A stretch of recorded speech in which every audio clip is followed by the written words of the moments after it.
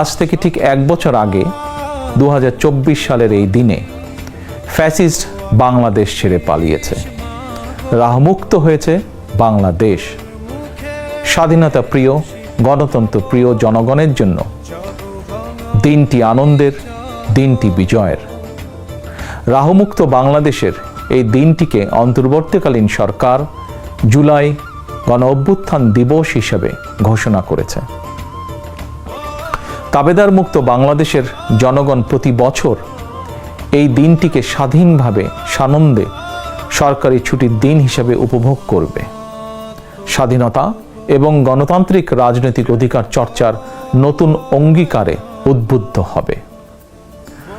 গণতন্ত্র প্রিয় ভাই ও বোনেরা, 21 শতকের এই বাংলাদেশে পলাতক স্বৈরাচার এক বিভীষিকার রাজত্ব কায়েম করেছিল।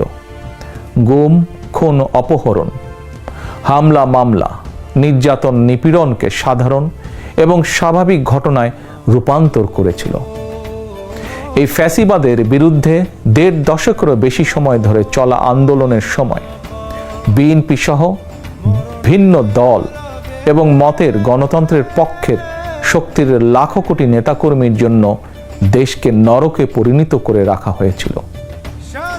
শত শত মিথ্যে মামলার কারণে ভিন্ন দল এবং মতের লক্ষ লক্ষ নেতাকর্মী সমর্থকের ঘর বাড়ি ছাড়া করে দেওয়া হয়েছিল।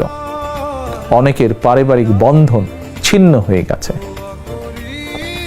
গণতন্ত্রকামী মানুষের কণ্ঠ রুদ্ধ করতে পলাতক স্বৈরাচারের নির্দেশে দেশে শত শত গোপন বন্দিখানা, আয়নাঘর বানানো হয়েছিল। সেই আয়নাঘরের অন্ধকার প্রকোষ্ঠে জলজন্ত মানুষকে দিনের পর